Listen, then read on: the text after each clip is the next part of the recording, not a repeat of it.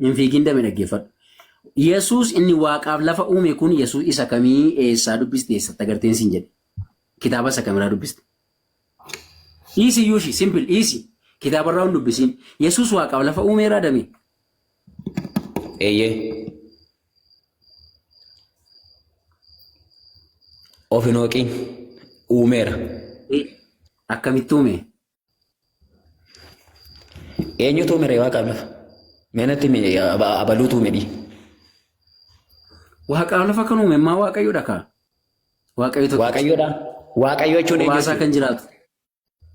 Waaqayyo jechuun Waaqayyo jechuudha kaa. Eenyu jechuu maalii qaba?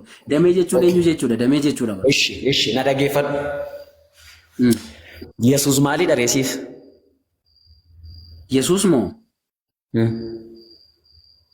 Nageenyi Rabbii irraa haa jiraatu ergamaa isa jaallatamaa isa Rabbii ulfinaa guddaadhaan kabaja guddaadhaan gara biyya lafaatti ergee karaa nu ittiin abbaa barree isa waa'ee abbaa biyya lafaa kanarratti barsiisuu keessatti gahee guddaa taphate amantii Islaamaa biratti kabajaaf jaalala guddaa kan qabu nageenyi Rabbii irraa jiraatu isa jechuudha.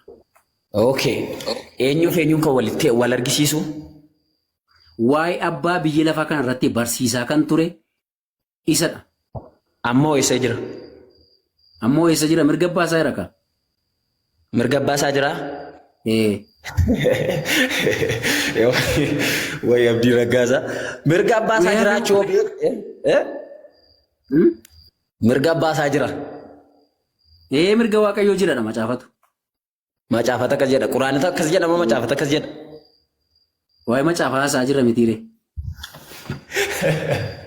Waa'ee quraanoo maal jedha? Quraanoo maal jedha? Waa'ee quraanaa maal godhata achi hunfinnee Yesuus inni kuni gaafa nama gaafa lafaaf waaqa uume eessa taa'ee uume eessa akkasiin jedhan jedheeman. Eessa akkasiin jedhan? Isa kana sitti meera durumaa seera uumamaatii kaasii dubbisiisa. Wangeelli mana keessa jira. Dubbiseera damee koo hin jiru. Bakka achirraa dubbisi. Kiriisa kan biraasiin naqan. Eshi. Yaa Rabbi nu baasi. Subhanallah. Yesuus waaqaaf lafa uumeera garuu damee kiyya. Maalan jedhaa yaa Rabbi. Uumeeraa siin jedhe. Sana baruuf immoo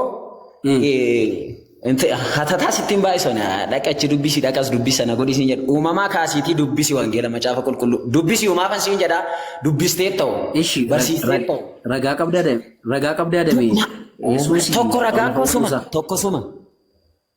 Ragaan koo tokko suma. Maaliif jedhee ragaa dame yeroo laftiif waaqni uumame ani eessan jira dame. Isuma kaleessa lallabaa turte sanarraa dhaqi dubbisiisiin jedheeman. Ani koo isa teechuun. Dhugaa Rabbii.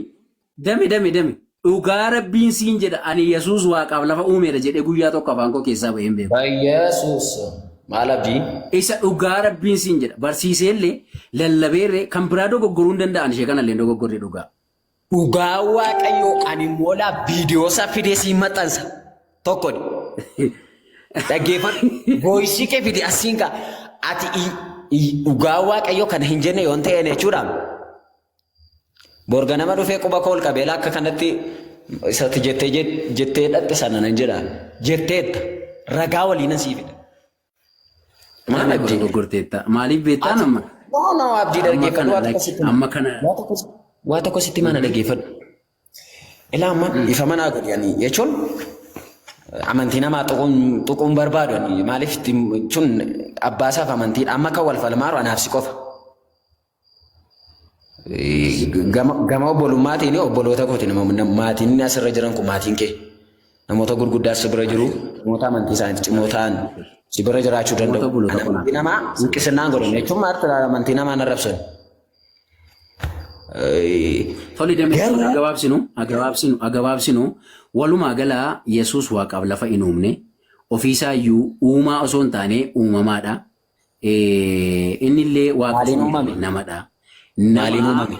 Nama ulfina waaqayyooti. Maaliin uumame? Waaqayyoodhaan uumame hafuura qulqulluudhaan gara Maariyaamii keessatti uumame abbaa kiyya. Eshi maal akka ta'uuf uumame achi keessatti? Nama ta'e akka dhalatu uumame ka ergamaa. No abdii. Anaafati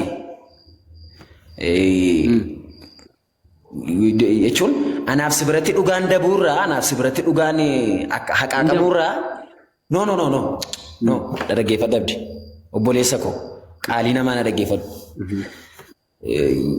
Jechuun dhugaa sitti dubbachuuf irra deddeebi'ee haasa'uu nan barbaachisu. Miira keessa galees waa sitti naasa'u siin jedheera sila. Si arrabsu siin barbaadu siin jedhe.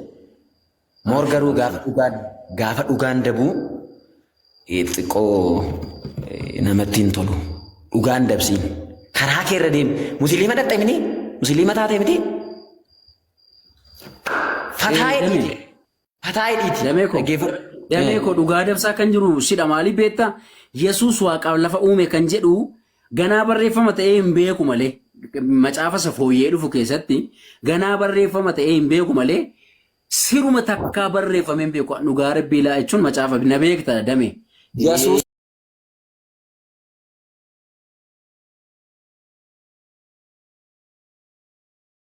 kanarra deddeebi'aa ture isa waa'ee waaqayyo abbaa lallabaa ture waaqayyo abbaa kadhatee ofii kooti ani humna hin qabu humna naa ta'e jedhee isa dinqii garaagaraa gochaa ture dhagadamee kiyya. Hafuurichi moo eessaa ba'ee abdii koo? Hafuurichi eessaa ba'ee? Hafuura waaqayyoo dhaka. Hafuurri waaqayyoo sun bifa maaliitiin dhaqee gara Maariyaam keessatti uumame? Hafuurri bifa akkamii qaba damee kiyya? Suma jechaa jira. Hafuurri uumamee gara Maariyaam keessatti jette. Hafuurri bifa akkamii qabaree? Waa'ee hafuuraan keessatti amma yoonaati. No, dhaggeeffadhu qoy abdi irra nu taaliini. Asitti waa walii hubachiisanii darbinaa. Emotional adello. Dhaggeeffadhu. Walquunnamtii saalaatiin kan dhalate miti. Atamma mucaa kee ta'eetti haadha manaa kee hafuurte keessatti ta'ee. Dhuguma isaasitti maa? Miti hafuurri sun maal waaqayyo miti hafuurri sun?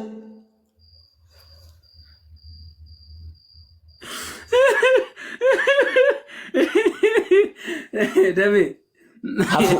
Abdiidha dhaggeeffadhu. Hafuura baay'ee jira lafa kanarra. Hafuurri seexanaa jira. Hafuurri waaqayyoo jira. Maalli ani hafuura seexanaa guddaa min maa eegabaanyi. Waa'ee hafuura seexanaa keessa nan galchu. Hafuura waaqayyoo dubbachaa jirra. Ayi waan biraatti. Waan ta'e dhaggeeffadhu meedame. Laakki waa dhaggeeffadhu na bichisiisi dura. Dhaggeeffadhu hafuura waaqayyooti jetteet. Hafuura waaqayyooti jetteet. Hafuura waaqayyoo ta'uusaa hoo beektaa? Nama ta'ee dhufee eessatti immoo nama ta'ee dhufe iddoo kamitti? Fakkeenyaaf kottu tokko sii kaasa. Macaafumatu nama ta'ee dhalateedhaam dameessa kanaa shakkii taati. Macaafa dubbisne jechuudha. Amma kana damee kiyya. Ara damee ara sheem damee. Ara kireet sheem damee. Menu. Yesuus waaqa ta'ee dhufe moo nama ta'ee dhufe gara biyya lafaa? Gara biyya lafaa nama ta'ee dhufe. Maal taatee maaliif mormitanii? Ati koo Yesuus jechuun namadha malee waaqa miti jechaa jirta.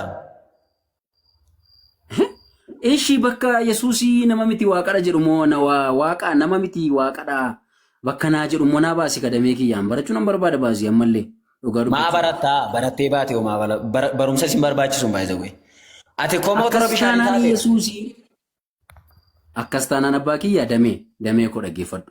Damee koo ati na fayyada siin fayyadamitiire dhugaa tokko yoo walitti himne har'a biqiluu yoo baate oolee bulee biqila. Ati tajaajilaadha. Nama sammuun isaa yaaduudhaan dhaloota qubeedha. Keessattuu nama magaalaa guddoo jiruudhaati. Yesuusii nama osoo hin taane waaqayyodha bakka jedhu dhugumatti ni beektaa damee kiyya. Dubbistee beektaa? Eessa? Eeyyee. Mee dhaggeeffadhu meeshee kana. Dhaggeeffadhu. Wangeela Yohaannis boqonnaa 5 lakkoofsa 30 sii dubbisaa mee dhaggeeffadhu mee. Sirriitti na dhaggeeffadhu damee kiyya. Yesuus itti dabalee ani humna kootiin homaa gochuu hin danda'u. Abbaa koo irraa akkan dhagayetti nan farada. Jedha. Maali waaqayyo erga jette akkamitti humna isaatiin homaa gochuu hin danda'u ree damee kiyya Yesuus. Dabalii dubbisime. Irra deebii dubbisime. Tole. Wangeela Yohaannis boqonnaa 5 lakkoofsa 30 akkas jedha siin dubbisa. Maqaa Rabbiitiin. Yesuus itti dabalee ani humna kootiin homaa gochuu hin danda'u. abbaa koo irraa akkan dhagayetti nan farada jedha. Gara gadiitu gabbuune kana caalaa hiikaa deema kiyya. Maal jechuudha mee akkati beektuuf akkati lallabdutti ani waaqayyoo innati jette kun Yesuus waaqayyoodha innati jette kun anoo abbaa qabaa humna abbaa kootiin malee akkan abbaa koo irraa dhagayetti malee akka abbaan koo kallattii naa kennetti malee ani ofii koodhaa humna hin qabu jechuun si biratti maal jechuudha akkamitti lallabamee dame. Nama garamtaa baay'ee. Maalan balleessi damee kiyya. Dhugaa baay'ee nama garamtaati. Maalan godhe damee koo. Amma sarara deebii dubbisme. Jedhi dubbisa irra deebii.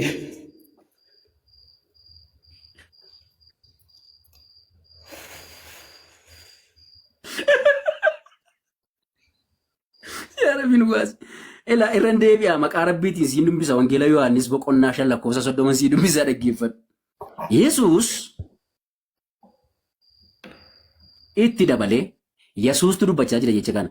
Yesuus itti dabalee ani humna kootiin homaa gochuu hin danda'u. Ani humna kootiin homaa gochuu hin danda'u. Abbaa koo irraa akkan dhagayetti nan faradaa jedha. Abbaan isaa kamirraa dhagaa waaqayyo erga ta'ee maaliif ani humna hin qabu? Humna hin qabuun immoo homaa gochuu hin danda'u akkamitti jedha waaqayyoon nati waaqayyoodha jette kun. Damee ku baasii abbaan isaa eenyudha? Tun barbaada malee akkati mataadha dhukkubsattu barbaada. Firii enjoy gochaa, taphachaa, wal jaallachaa, fataa jechaa, bashannanaa akka tubattu barbaada malee akka toof cinqitu barbaadu. Mikinaatu rabbi ta'e jechuun Oma waan sii galee haasuuf ta'a waan sii hin galee hin gaafatta hin cinqamin damee kiyya. Akkamitti lallabdame kutaa kana ta'u lallabisiin jedhanii. Akkuma ati dur lallabaa turte tan lallabaa. Akkamitti lallabaa ture mee handame? Akkuma ati lallabaa turte sanitti lallaba. Har'as akkuma ati lallabaa turte sanitti lallabaa jira. Sitti meera laasila kee deemee hin boorsuusii jechaa jiraan. Koi kadamee kiyya maali? Namootaaf carraa laana ta'u anaa wajjin si haasa'uun si dabbare taanaan namoota kan biraa hin danda'a. As wajjin haasa'uun. Okay, waa'ee kutaa kanaa define naa godhi ka'an ofii kooti humna hin qabu. Akka abbaa koorraa dhageettan faradaa jechuunsa waaqayyoodha Yesuus erga jette Yesuus waaqayyo isa waaqaaf lafa uumedha erga jette waaqayyo humna Yesuus kun humna waaqaaf lafa uumuu erga qabaate anoo humna kootiin homaa gochuu hin danda'u jedha. Maal jetta asirratti akka definiishinii keetti maal fakkaata? Sitti maan jira mabdoona dhagaartaa? No, natti mika seeraan natti mika damee kiyya. Eessuma ati lallabaa turte san jedhee lallabaa jira har'allee siin jedhe. Ekkoo inni maali jira inni maaliidha innumtan lallabaa ture sun maaliidha redame? Of gaafadhu ofuma kee kaleessa maal jedhee lallabaan ture kaleessa maal jedhee. Dame ekkuma seedille mikoo dame yookiin hin beeku jedhe dame yookiin hin beeku. Yookiin naa deebisi yookiin hin beeku jedhi yookiin beekani natti midame maali? Suma dhaga'uu barbaadaa nama hedduun hordofaadha. Dame. Waan agarsiisan sila sawaa delle mikoo yaa warraa yaallu.